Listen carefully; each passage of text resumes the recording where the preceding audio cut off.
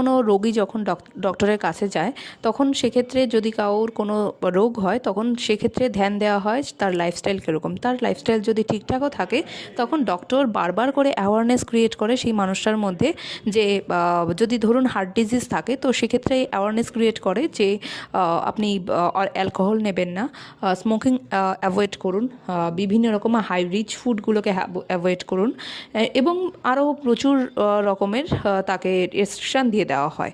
কিন্তু সমীক্ষায় দেখা গেছে এই জিনিসটাই ডক্টরেরা ম্যাক্সিমাম ক্ষেত্রে করে থাকেন এবং করা হয়তো উচিত। কিন্তু সেক্ষেত্রে হার্ভার্ড ইউনিভার্সিটির একটা রিসার্চে দেখা গেছে যে আজকালকার দিনে জীবনযাত্রার কারণে তো একটা ডিজিজেস হচ্ছেই, কিন্তু তার থেকে বেশি ডিজিজ হচ্ছে মানুষের মধ্যে লোনলিনেস। আগেকার দিনের যে যৌথ পরিবারের যে ব্যাপারটা ছিল আজকালকার দিনে কিন্তু গুণে গুণে মানে খুব কম দেখা যায়। সেই মা বাবা এবং তার ছেলে মেয়ে মিলে একটা সংসার তৈরি হয় এবং তার মধ্যেও দেখা যায় যে মা বাবা থেকে বাচ্চারা দূরে থাকছে, কোনো না কোনোভাবে হোস্টেলে থাকছে বা একটু বড় হলেই তাকে বিদেশে পাঠিয়ে দেওয়া হচ্ছে।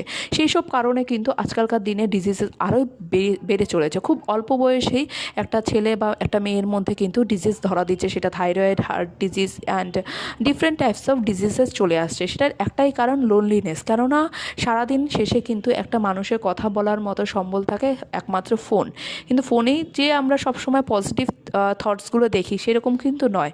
আমরা ইচ অ্যান্ড এভরি মোমেন্ট কিন্তু আমাদের ফোনে কিন্তু বিভিন্ন নেগেটিভ রিলসগুলো আসছে এবং কি এমনকি আমি তো মনে করি একটা মানুষের পরিপূর্ণ কখনোই ফোন হতে পারে না।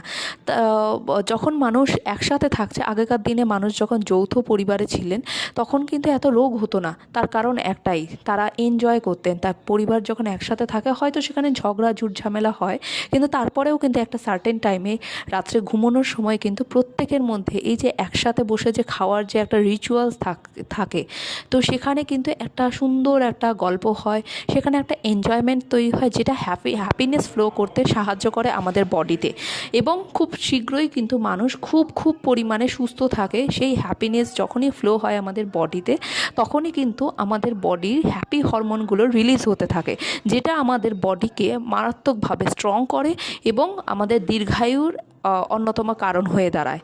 ধন্যবাদ। ভিডিওটি ভালো লাগে অবশ্যই জানাবেন কমেন্টসে কেমন লাগলো।